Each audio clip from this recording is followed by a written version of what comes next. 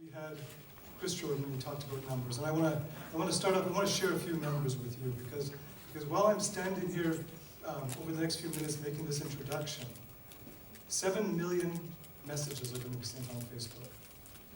40,000 transactions are going to take place on Amazon. During this next few minutes, McDonald's is going to sell 45,000 hamburgers in the United States. $20 million worth of intellectual property is going to be stolen in the next 10 minutes. 15 acres of rainforest are going to be cut down. The biggest glaciers on the planet are going to recede by 9 inches while I'm talking. 100 children are going to die of hunger while I'm talking.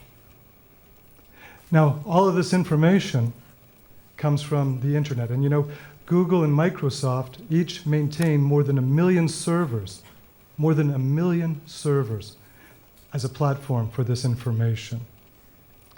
And the internet allows us to gain immediate access. Yesterday, the US released the 3rd assessment report on climate change in the United States. And the second it released it, the entire world had access to it. Now, some of the things that are available out there are more desirable than others. According to one estimate, every second, 50 gigabytes of pornography are downloaded. 50 gigabytes per second. This year, 2014, the $20 smartphone is going to hit the market. The $20 smartphone. What that's going to do is that's going to put this information universe within reach of every single person on the planet. The Android technology will be as universal as fire by the end of this year. These are amazing things, and there's a lot of debate over whether this is good or whether this is bad. A lot of people aren't sure, but I think that we all agree on one thing. The volumes of information out there are a symptom of the type of world we live in. And it's a world that is vast, it's a world that's complex, it's a world that's moving at high speed. It's a unique world, it's unprecedented. Ralph Waldo Emerson wrote, "Greatness is simple, because simplicity is greatness." But our entire world seems to mitigate against simplicity. It's a very complicated place. In our personal lives, we can sometimes simplify things. Last week, I lived on $1.50 a day. I bought $7.50 worth of groceries, carrots, onions, yams, lentils. And it's all I ate for the week as part of a larger movement around the planet to raise awareness of hunger. And, you know, frankly, during that period, sort of awakened my senses. I tasted things and smelled things with greater clarity than I remember having done in years. I recognized the enormous privilege because I suddenly discovered how much every single thing costs. And I realized that most of the people in the world who are producing our food cannot afford to buy it. Everything is so expensive. It was shocking. And in this way, it was a good thing. It didn't change hunger on the planet, on the surface of the planet. Hunger is a complicated problem. And we have a lot of complicated problems. Climate change is a complicated problem. Internet crime is a complicated problem. Food security, water security, these are complicated issues.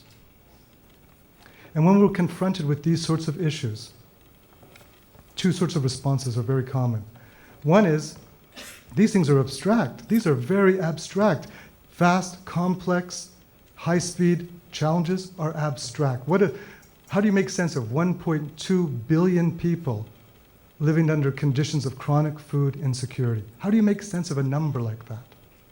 They're not just abstract, they seem almost impossible to deal with. What sort of policy, what sort of activity would reduce food insecurity, would relieve 1.2 billion people of food insecurity? How do we deal with problems of that magnitude, of that complexity? It's easy to be overwhelmed. But I want to reverse what Emerson said.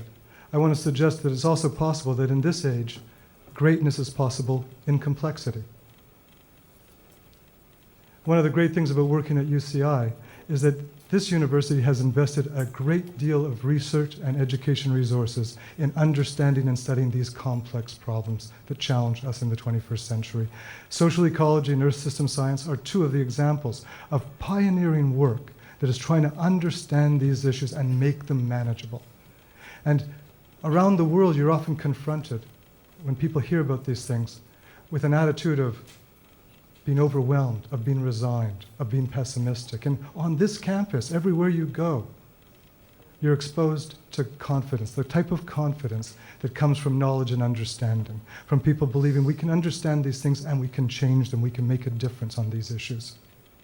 And it's a great thing to be part of this here, as a student, as a faculty member, as an administrator. And it makes sense that once a year, we would invite somebody to UCI to speak to our students, to speak to the community. Somebody who has taken on one of these daunting issues, one of these challenges that seem impossible to resolve, and made progress that is truly remarkable. It's a wonderful thing to be able to invite people like that to our campus to share their stories, because their stories are inspiring stories. Their stories remind us of what's possible. I followed Ken throughout this trajectory that he will be talking about tonight. And I've learned a few things watching him. I've learned that things start with compassion. They start with caring about other people. They start with wanting to do something, recognizing that some people at certain points in time are in great need, and they need help from other people. It starts with compassion, and that compassion in Ken, and I think in all of us, it's there in all of us. It can be focused into a sense of purpose, a clarity of purpose, not the type of purpose that comes from ideological fanaticism or intolerance or arrogance or ignorance, but the type of purpose, the type of sense of purpose that our inner moral selves recognize immediately and trust and want to support, because we sense this is somebody trying to do the right thing. And all of us have that capacity, the capacity for compassion, the capacity for purpose. What's important is then what I watched Ken do, take the next step. And that next step, after you've got a sense of what you would like to do, that next step might not be, I'm going to solve world hunger. It may be, I'm going to read a few books and try and understand world hunger. But that next step is critical.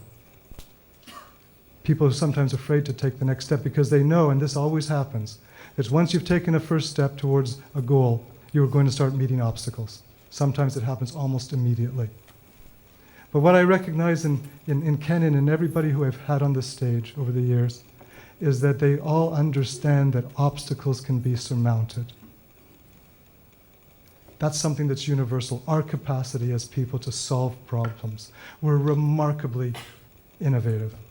We have an endless supply of ingenuity, and we can solve problems. There aren't any problems that people cannot solve.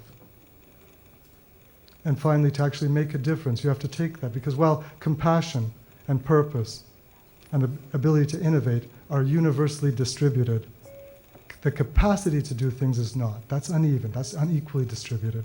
Some people have a lot of capacity for a given issue, and other people don't.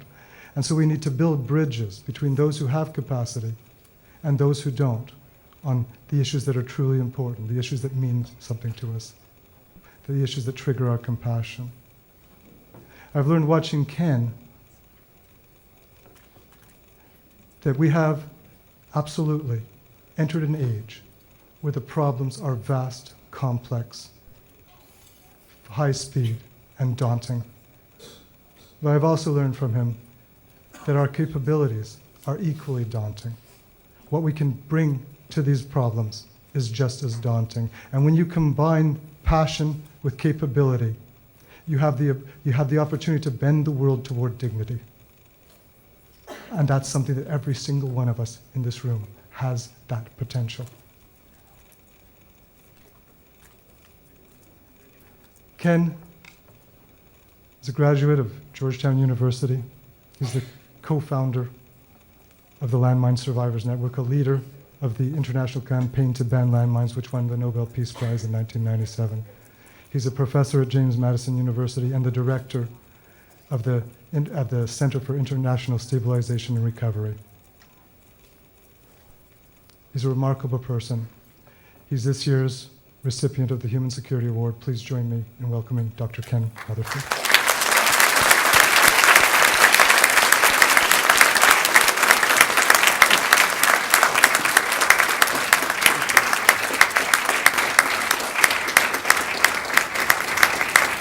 Please. Thank you, Richard.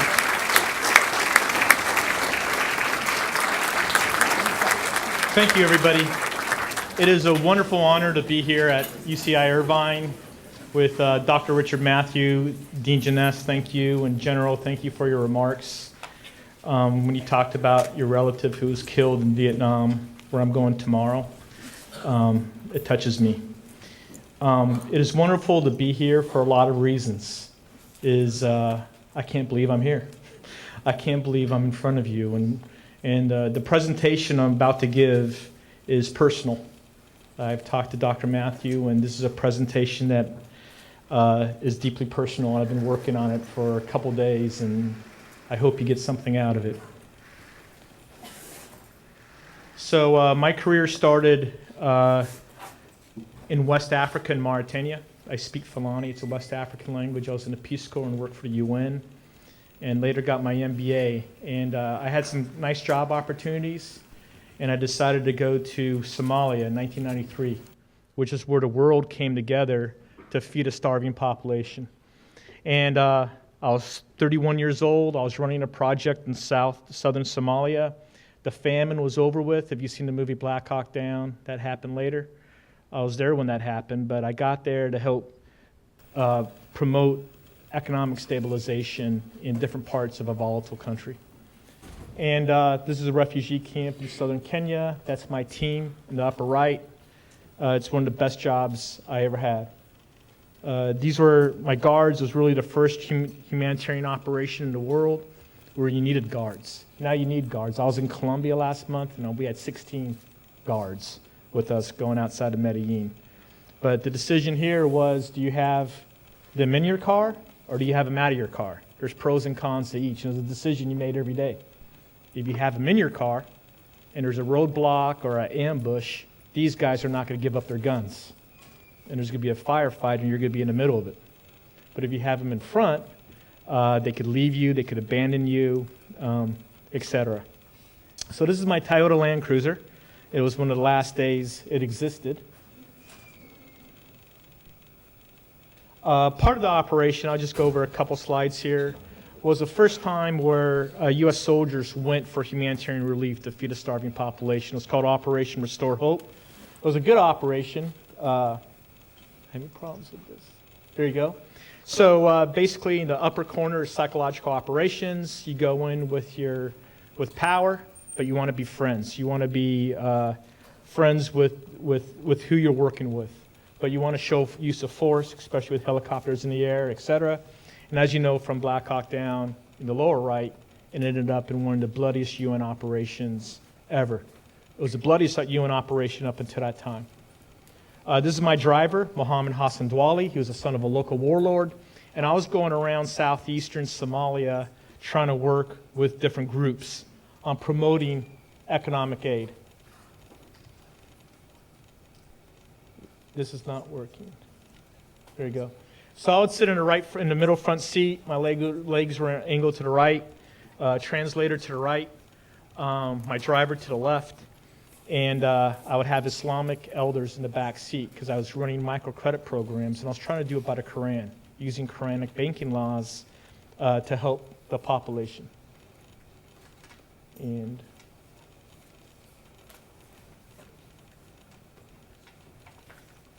it's not working. Oh, there you go. So here we are, 1993, driving, and all of a sudden I remember it was Thursday. Muslims don't work on a Friday, as you know, and I had a to-do list on my lap of what I was going to get done that day. The situation was declining. The security situation was declining. I had a hand grenade thrown in my office. Somebody wanted to stone me, or a group wanted to stone me once. And I just got engaged to my girlfriend, and I was thinking with the paper on my lap, what am I going to do? I got to go back to Kenya. I got to go to the Army border post. The Kenyan Army border post was before cell phones. It was a couple hundred miles away. I was going to call my girlfriend. I had a job offer to go to Uzbekistan with the U.S. government, or should I stay in Somalia? And I looked up, and there was this donkey cart in the road because the car slowed up.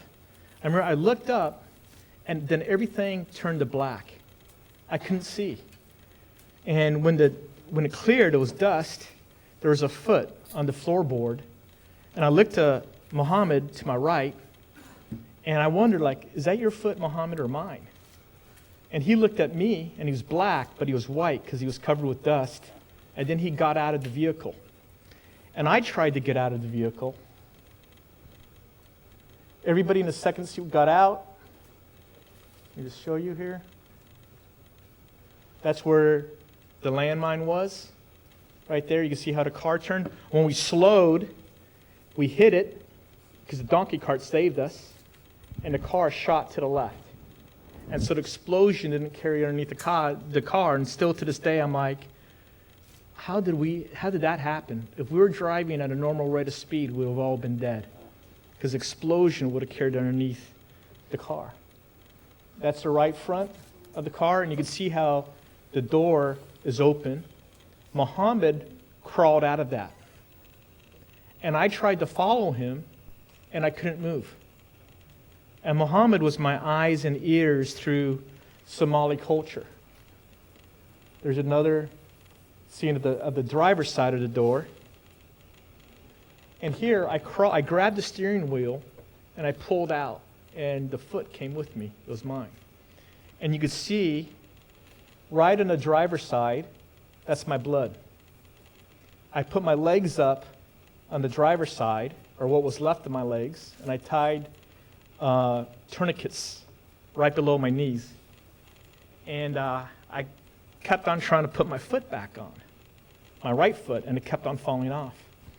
And the people in the second seat, the Islamic elders, were trying to make me comfortable. They took off a shirt, put it on my head, and my left foot, I lost one toe, but I could see all the bones going to my toes. The skin came off. And I was like, this is it. I was like, God, love you, great life. I decided to come here. I'm ready to go. If this is the way I'm supposed to be, so be it. And I was very calm. You know, some people say, how were you agitated? Or it was some of the most calm moments of my life. I'm ready to go, ready to take me.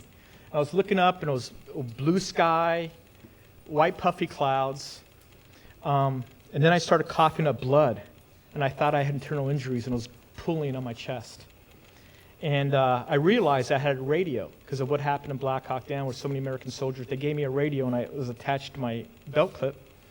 And I got on the radio, and I said, Kilo Romeo, that's my call sign, calling Kilo Tango, a man named Ken Turk, he was at the UN base. We've hit a landmine, I'm bleeding, I'm O positive, people are down, send an airplane. Because I could hear people on the other side screaming and yelling, but I couldn't see them. And so I knew my blood type, get a plane in, and then I put the radio down and I monitored the traffic, and somebody said, go out and check at the scene. And I got back on, I said, we're down, people are down, we need help. Put the radio down, and then I was thinking, okay, I might live through this. And I swear, I thought of my girlfriend, my fiance. And something kicked in, a switch inside turned on, and I started breathing slower. I was like, I want to live. I want to live. And if I live, what do I want? I was telling some students at lunch today, I was a goal setter. 100 goals, sub-goals, goal 1, goal 1A, goal 1B. All that went out the window. And it distilled down to 3 things. Really, like I promised God, if I live, this is what I want to do. I essentially, from right there, I wrote my eulogy. And I was praying for a chance to walk again, to live it. to get up from that deathbed. I'm not 90. I don't have a terminal disease. I got a life ahead of me. And that was to be a professor. My father was a professor, actually at UCLA and Caltech. And that morning, being a professor was not on one of my top 100 lists. But in a moment of time, I want to be like my father. I wanted to be a father, which was goal number 2, and marry Kim, my girlfriend, was goal number 3. And I swore to God, whatever comes after that is icing on the cake. And for me, the lesson learned, if you get anything in this lecture, is clarity's power. If you know what you want, most of the world doesn't know what they want. But if you know what you want, and it's crystal clear, that's powerful. So that was the ultimate result. I kept one leg for about 3 years. That's when I met Dr. Matthew. When I met Dr. Matthew at Georgetown, I applied to Georgetown. I was 31, 32 years old. I got married to Kim. When I got back to the States, to Switzerland, but they cut off my right leg in Nairobi. They flew me to Switzerland, and Kim was my girlfriend, and my parents were in bad health, and she took the telephone call that Ken went down in Somalia. They called her because she was my emergency. Actually, my brothers were, and she was living with my brothers. And she went to my parents and took care of them. And she took the phone call from New York City and said, they said, we have 2 airline tickets to Geneva. Ken may be dying. He lost some limbs. We don't know. He's in a hospital plane to Geneva. And she got off the phone, and my father said, what did they say? And she said, they want to know which one of you is coming with me to Geneva. The 2 tickets were for my parents, and she took one. And then we got back to the States I remember waking up every morning, she was right by my side. And this is another crazy part of the story, is now she's a critical care nurse. She's a neurotrauma nurse. We ended up having 4 beautiful kids. One's disabled. He's about 18 surgeries. And now she became a nurse. And I remember when they said I was going to lose this leg, right when we got to Colorado, I asked her to leave me. We got to Denver, Presbyterian St. Luke's. All my friends were there, high school friends, college friends. And the doctors were putting up the x-rays from Geneva. And they said, we have bad news for you. I was like, tell me. They go, you should tell everybody to leave the room. I was like, they're family, they're friends. And they said, you're probably going to lose your other leg. And up until then, I never thought I was going to be a legless man. And so it shocked me, and I said, could everybody leave? Kim, I need to talk to you. And she went to the door, shut the door, and came back to my side, and she said, what is it? And I said, you're a beautiful woman, and you're going to have a great life, and it's not going to be with me. And she's like, what are you saying? And I said, I want to be a professor, and I made a decision to go to Somalia, and you're not going to be part of that life. You're beautiful. You weren't part of that decision. And she looked at me, and then she went to her purse, and she got her day planner. It was pre-PDA. And she said, we are going to get married on this day. Don't ever talk like that again. And I'm going to open this door, and when our families walk in, you're going to tell them with a smile on your face. And she did that. And to me, is how can you not succeed with people around you like that? And so I owe a lot to her for sticking by me, always sticking by me. And that's the way it is. When I met Richard, I had one leg at Georgetown. And I actually had my leg amputated my 3rd year in graduate school on a Wednesday to make class on Thursday. I didn't make it, but Dr. Shambaugh, our mutual friend, ended up bringing a tape. But it was such a dream to go to Georgetown. I was studying so much. I'm not the sharpest tool in the shed, but it was a lot of work. Turn this. Okay, so this is at Georgetown, and what I wanted to share with the students here for the next 4 or 5 slides is you could do it. You heard the dean, you heard Richard, you could change the world. This is my 1st year in graduate school. I still have a leg. You can see my left leg was in surgery. I had like 14 surgeries to save it. And I started going around the world. I was on TV. I got to the White House. I was on CNN. And people started calling me at Georgetown. saying, we want you to go to Cambodia, do this for us. We want you to go to Bosnia to do this. And so the professors really worked with me. And remember this trip, I had my exams in my book bag that I was grading. I was a graduate assistant. And this is where I learned that my story wasn't unique, that the landmine issue is a big issue. And these are young men, Cambodians, most of whom without legs, who were injured 5 years after there was peace in Cambodia. That these weapons were continue to maim. I'm just going to point and you click. Got it? Good. Let's go. All right. So the story I'm going to tell you is about this book I wrote. It took me 10 years, but it's a long road. There's amputees right here. And what I'm going to share with you over the next few slides is the long road for amputees and for war victims and the Ban Landmines. Next. So in 1994, the year before I started Georgetown, I was asked to testify before the U.S. Senate.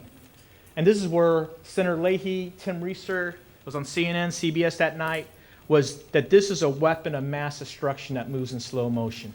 And we need to do something about it. There's over 100 million landmines in the ground around the world. They're waiting for somebody to trigger it. It's not a gun.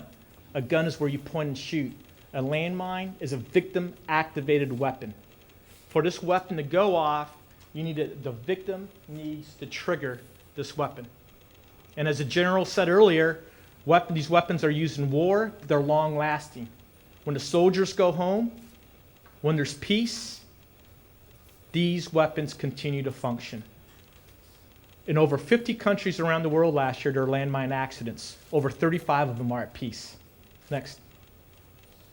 This photograph doesn't need words. If you're a female, doesn't matter if you're brown, black, Christian, Buddhist, Muslim, African, rich or poor, in almost every case, your boyfriend or your husband's going to leave you. If you're a female amputee in many of these societies, you're going to become on your own. Next. This is in Afghanistan. A lady, even working with victims in Afghanistan is difficult. And the pattern of injury in Afghanistan is different from landmines because these are Soviet landmines, which are more butterfly mines, which is where you pick up and a couple touches, they blow up in your hands and your face. Next. Big issue for children. If you're an adult and you lose your leg, you probably need 3 or 4 legs to reach a definitive state, artificial prostheses. If you're a child, you need a new leg about every year. And they're expensive. And if you're painful, you're not going to use it. So you get a lot of kids who crawl on their hands and knees because they don't want to wear a painful leg. It's like having a shoe with rocks. Next. You see the horror of these kids. It's women, it's children, it's the armies go home, the civilians come back, the students, the farmers. And we don't hear about it in this country for a lot of reasons. Number one is that not our children being blown up. And number two is the victims happen by ones and twos in the poorest parts of the world, in the rural areas of poor countries. And so it doesn't make our papers. Landmines have killed and maimed more people than chemical, biological, and nuclear weapons combined. Next. So the movement to ban landmines, keep on going, go next 4. So 1949, right after World War II, I got 2 slides, academic slides, this is one. 1949, Geneva Conventions, 40 million people just died. If you're law or political science, you know about the Geneva Conventions. 1977, the Geneva Conventions weren't working. So the additional protocols or the amendments applied international law to domestic law. That's why, like, for example, in Syria, there's war crimes being done because in 1977, the protocol said international laws of war is not between states, it could also be within states. In 1980, a horrible UN name, Convention on Certain Conventional Weapons, restricted the use of landmines to map the marked borders. And in 1989 was the Cold War. And this is when landmines became a big issue, even though landmines have been used for almost 100 years. Next. Groups like the Vietnam Veterans of America Foundation and a German group called Medico were operating in developing countries. The Vietnam veterans in Vietnam and Cambodia, and Medico in Germany. They were operating in El Salvador. And this is in the early 90s. And they could not figure why so many patients were coming into their hospital without legs, even though the wars were over with. And at a restaurant in Washington, D.C., La Tomate, it's still there, they said, we need to ban this weapon. But to do it, they needed 4 other groups. So they invited 4 sharp groups, The #1 organization in the world to work with people with disabilities from France, Handicap International. Human Rights Watch. If you want to be a lawyer in human rights, you want to work for Human Rights Watch in Washington, D.C. If you're an engineer, want to work in this field, you work for Mines Advisory Group in England. Military engineers clearing bombs, and doctors, Physicians for Human Rights in Boston. Next. They organized and they launched the international campaign to ban landmines in 1992. The world laughed at them. Every country in the world supported the use of landmines or had landmines. The issue was these were not folks without connections. They had connections. There are lawyers, there are doctors, there are engineers. And they launched this campaign even though the world laughed at them. Next. And so next, go 2 more. And so in 1995, they called for a review conference to ban landmines. And the governments didn't support it. And in 1996, they had another conference in Geneva, and the world didn't support it. This chair, you can see somebody standing right here. This chair is still in Geneva. It's in front of the former League of Nations building. It represents amputees from landmines. Next. So, as a Georgetown student, after testifying, I started going to these conferences. People started asking me to speak, to talk. And this is in Geneva with Jerry White, an American who lost his leg to a landmine. And together, we created the Landmine Survivors Network. He's now Deputy Undersecretary of State for the Bureau of Conflict and Stabilization. We are delivering about 20,000 signatures from the world to the head of the UN committee of people who want to ban landmines. That this weapon, over 90% of the victims are civilian. It maims and kills for decades. And so we need to ban. I still have a leg there, so it's 1995. Yep. Next. This is in Geneva, like a year later. And this is a clock in the upper right-hand corner, 13,834. This is at a 2-week meeting of UN delegates. And every 26 minutes, we had a bell go off, and the number would go for another landmine victim that was killed. So while the government sat and debated this, we would count the victims, and we put photographs of the victims behind. This is Rhett, he's from Cambodia, lost both his legs, and Liz Bernstein, who's a Canadian campaigner, and myself. And so we would sit and talk. And it was very humbling because people wouldn't want to listen to you. They would walk right by you. We would try to give flowers to delegates. Next. This is in the United Nations in New York City. People didn't want to listen to us. They didn't want to listen to your problems. So we helped hijack a room at the UN in the summertime. The UN doesn't meet. And we gave out free food to journalists. The journalists are like students and professors. They love free food. And we did a guerrilla marketing campaign. We got 2 World War II veterans who lost their legs in Vietnam in World War II. And we had our own press conference. That this campaign needs to be successful, but do not forget about the victims. Next. Next. And next. So in October of 1996, after the failure of Geneva, the Canadian government said, we are going to ban landmines in 1 year. We don't care what the United Nations does. In 15 months, come back to Ottawa, Canada in December 1997, and we're going to ban landmines. But we need your help. Not to the major powers, not to the governments, but to civil society, to us. So for the next 15 months, we mobilized the world to ban landmines. And I remember in January of 1997, I gave a speech in Toronto, or February of 1997 at ISA, and somebody said, how many countries do you think will ban landmines in December of 1997? And I said like 20. And you'll see the story coming up next. So our first donation was from my church, Georgetown Presbyterian Church on Peace Street. They gave us $25,000, and we flew in American landmine survivors when we protested at the White House. Very humbling. It was no one cared. They were walking right by us. And we chanted, why not us? Why not the US? Why not us? And we had these artificial legs. So from the right, World War II, Korea, Vietnam, Somalia, Vietnam, Israel, Bosnia. US foreign policy right there. And between us, we probably had about 3 legs. All of us. And we set them there for a couple hours. We had our wives there. People were taking photographs as a curiosity. And this is what happened. We left our legs there. We're so tired. We're so exhausted. We're told by the Secret Service to take our legs with us. The Secret Service had to pick up our legs. We left them there, and they carried them.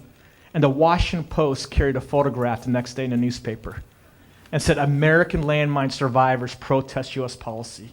And that was the beginning of the survivor activism. Next. This is another big moment. This is Princess Diana's last visit to Washington, D.C. I had to leave class early to make this, because it was June, it was summer, I had a summer class, to make this event. Sorry, professor, I need to run. Doing a speech with American Red Cross President Elizabeth Dole and Princess Diana. And this was crazy because Elizabeth Dole, her staff said, when you finish talking, Ken, you need to stay on the stage and not move. But the Red Cross staff said, you need to go with them when they leave. So in every photo op, I was in the middle of the two, because I didn't know what to do. And it was the only time I ever called her Diana. She's laughing, because she goes, Ken, what are you supposed to do? What are you doing? I said, Diana? I was always told to call her Mams and Jam, and she never corrected me. But no, I have no clue. Next. Go back. So that night at dinner at the Women's Museum, we had dinner, and I said to her, Princess Diana, I said, ma'am, thank you so much for what you're doing for victims. Really appreciate it. And she paused with her whole posse, stopped, and said, if you ever need my help, please call on me. And the next week, we wrote her a letter saying, we're going to Bosnia end of July. Would you like to come with us? And her response from her staff said, on your way to Bosnia, stop by London and visit us. And so we did, and we invited her to Bosnia. We had tea with her. Next. And she arrived in Bosnia, August 8th to August 10th. The last working week of her life was in Bosnia with landmine victims. It was the last overseas working trip of her life. The world followed her. Next. This photograph was in People magazine. What we tried to show was landmines don't care who you are. They don't care if you're Christian, as the boy on the left is, Serbian, Orthodox, or Muslim, the boy on the right. They each lost their leg on opposite sides of the war zone doing innocent activity, playing soccer and cutting wood. And she, Diana, brought the world. The night before this event, this activity right here, we brought her to 5 families, Muslim, Catholic, Croatian, Serbian Orthodox Christian. I said, ma'am, why are you here with us? Thank you, but why? And she said, listen, the media has made my life horrible. I would like to make their life horrible by going to countries they normally otherwise don't go to and covering issues they normally otherwise don't cover. She passed away 3 weeks later, and there was a survey in the United States. Most Americans learned about landmines through Princess Diana. A majority of the top 10 best-selling People magazines have her on the cover. And she knew it. She knew it. Next. Then a couple months later, the international campaign who you just learned about won the most prestigious prize that this world has to offer, the Nobel Peace Prize. Never in the world's history, before or since, has a coalition of us, has won the Nobel Peace Prize. And it wasn't for banning landmines, it was for creating a new form of world politics. What you're doing here, citizen science, as I heard learned at lunch. It's what you're doing here at UCI. It is people like us telling our governments the way we want to be governed. And internet was a powerful tool on that. And we had allies like small governments, big governments. Next. So here's the Ottawa Treaty signed in December. I thought at 20, and I'm an optimist. 132 countries signed in December. 131 signed, but one country overslept, so they brought them in the next day. Today, as I stand here, 161 countries have signed. There's over 1,400 organizations. Every country in NATO has signed, except the United States. Every country in the Western Hemisphere has signed. except Cuba and the United States. My last and only speech from this stage before tonight was over 10 years ago, 12 years ago maybe, about US policy and what we should do. But that's a whole nother speech. So this is it. This is the dream. How could a group of people take a weapon out of the arsenals of governments? And every major power said, no, you're not going to do that. The United States, Russia, China, Pakistan, India. Never has a weapons treaty been done before that's been opposed by those groups. And never has a weapons treaty been achieved before with language for victims of this weapon. Next. But it continues. The work continues. This is in Gulu. I put this in because one of your award recipients, CUSA's award recipients 4 years ago, as a dean outline, was Invisible Children. This is right where the children are being kidnapped, north of Gulu. Look at that sign. That's their major highway right there, but don't look at that. Is don't step or touch unidentified objects. Because they could be bombs, they could be hand grenades, landmines. Next. These are t-shirts that you see in the villages. Can you imagine if our children had to wear those shirts? This is what drives me and so many others. Is how could this happen? Next. Alberto from Angola. He was hoeing his land. He hit a mine. It didn't go off, thankfully. He gave the mine to a photographer named Sean Sutton, a good friend of mine. He said, look at my land. It's polluted. He set it down, and what do you think he did next? He started hoeing again. He has nowhere to go. The land is all he has. And this is not an uncommon story. It's a tragic story. It's a tragic story because it happens every day. Next. This is the only landmines in the United States in Missouri. The top are 3 different kinds of landmines. Don't have time to talk about them. But 1 month later, you can see the visual identification. The grass is growing back. And Missouri is not a tropical zone. So visual identification. So even if we lay landmines, we don't know where they are. The left is a Chinese Type 72 mine. On the right is a study we did at our center on how they look like after a decade. So you can't even tell. If we're teaching children not to touch this, but it looks like that, it's a wrong lesson plan. Unfortunately, there's over 100 million of these are in the ground. Next. This is the Jesus baptism site. This is the Jordan River. On the right is Jordan. On the left is the West Bank. On the right, I was there in 1996 with Her Majesty Queen Noor under military escort because there are landmines. Next. To get to the Israeli side, the West Bank side, you have to go through this. This is the West Bank. Every black dot you see is a landmine from the '67 war. One of the greatest men to walk the earth, a prophet in our 3 greatest monotheistic religions, Judaism, Islam, and Christianity. This is his land, and look at, we polluted it. To get to his baptism site, you have to go through that. But what about the other side? Next. In April 24, 2012, Jordan declared itself mine-free. They cleared all their minefields. They're surrounded by instability. Syria in the north, Iraq in the east, the West Bank in the west, Saudi Arabia in the south. If Jordan could clear their minefields, why can't everybody else? There was one person, in my opinion. It was this great majesty, King Hussein, and his wife, Queen Noor. This is Crown Prince Hussein and Prince Murad in the middle, who's in charge of landmines. They made a personal commitment to clear their country of these weapons. That was in by the Dead Sea, the ceremony. Next. This is again in northern Jordan. So I'm going to transition here for about 10 more slides. What do we do now? What do we learn from this experience of landmine victims working together? We weren't poster kids. They used to roll me out in a wheelchair to speak, to bleed over the audience, figuratively, not literally, and then go back to my hotel room. And I'll be in a hotel room with somebody from Mozambique, somebody from Afghanistan. We only have like one leg between us. And we're like, this is not right. We're being used as poster children.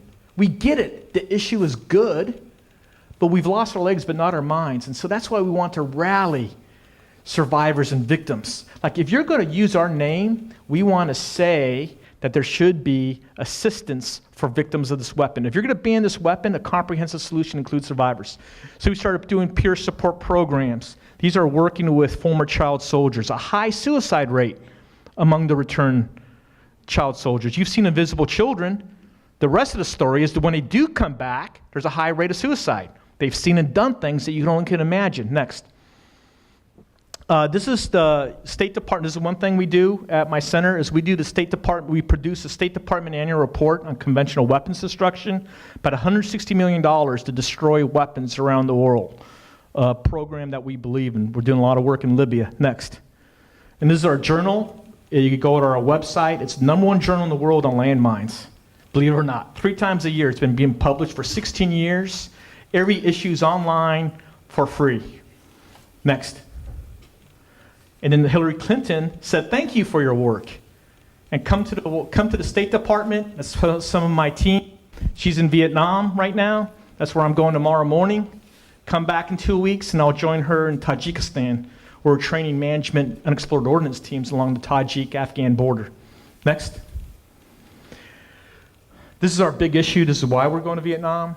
This is Judy Heumann. She's President Obama's Special Ambassador on Disability Rights.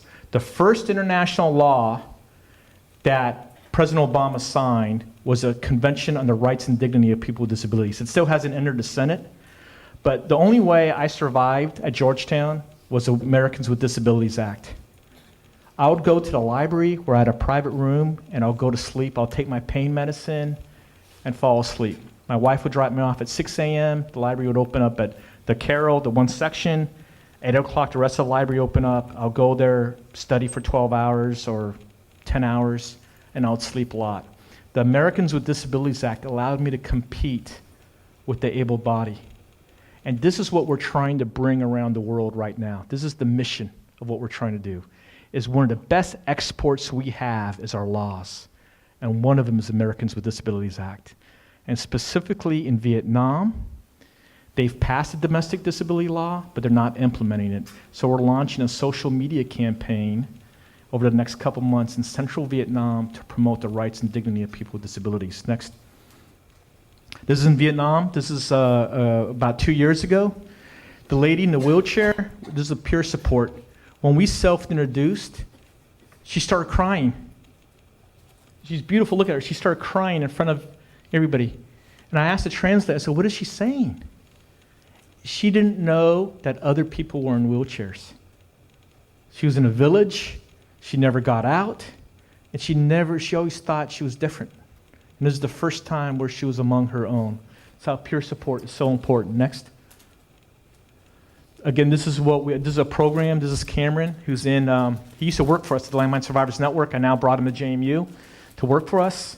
And we're training, we're arming people with disabilities to become their own advocates. So when they meet the mayor, the chief of the village, when they meet a governor, they could say themselves why they should implement the disability policy.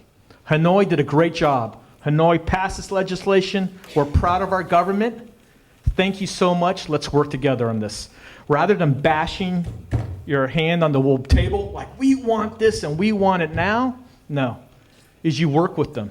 Because it's not deliberate ignorance, it's just ignorance. And we're helping to educate. And so what we're planning to do is train 20, 30, 40 at a time, all people with disabilities, then unleashing them on their own governments to promote disability rights. Next. This is a group, the Vietnam Handicap Association out of Virginia, where we're based. They helped fund prosthetics for former South Vietnamese soldiers who worked alongside U.S. forces during the war in Southeast Asia. They've been ignored by Hanoi, discriminated against. You can see their old legs. And so now folks are trying to help them out. It's a very politically sensitive issue, but they deserve our support. Next. Okay, so when I lived in West Africa for 3 years in Fulani, there were herders. They would go with the reins for cattle, their camels, and their cows. And sometimes they never came back. There's raids, there's violence, maybe they leave. And they would say, Yo Allah, Rokamajam Yesoma, and Yo Allah, Rokamajam Chagama. And I wish that for all of you, whether you're a professor, a dean, a retired general, most importantly, the students. We're passing the baton to you. And what that means is may God give you peace forever in front of you, but may God always give you peace behind you. We're all here for a reason. We're all in these seats for a reason. There are hundreds, if not thousands, of people who want to be in our seats to do what we have the opportunities ahead of us. And so never give up. Never give up your dream. It's an honor to be here. It's a dream to be here. And thank you so much for this award, Richard, you and your team and UCI. And I just honor you for being here and being interested in these issues. Thank you so much.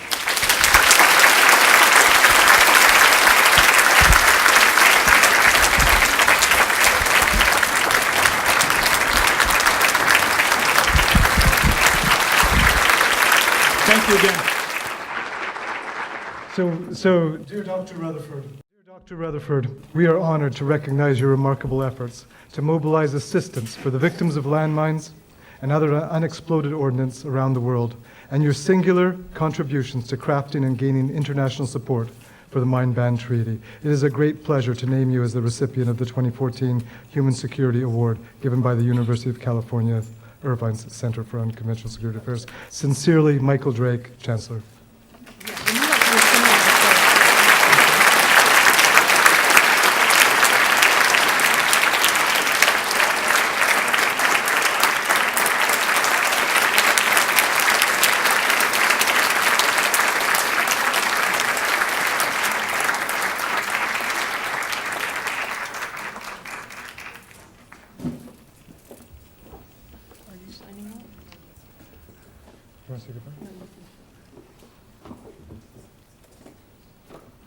I want to thank everybody for coming. I think it's always fascinating to hear the stories of people who have taken on remarkable challenges. And a challenge like this, where nobody really knew the scope of the problem, where there was disagreement on what it was we were talking about. What was a landmine? What were the technical specifications of a landmine? Where there was opposition from the biggest countries in the world, where people were told from the very first day, you will not succeed. This will not happen. You will not ban this weapon, and you will not include in a ban protection and assistance for the victims of this weapon.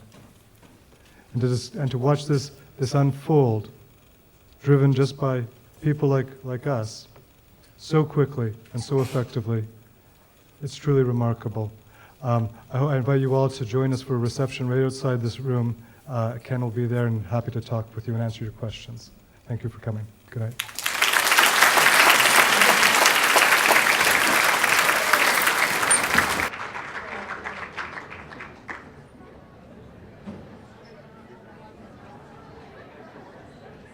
Let's get a picture of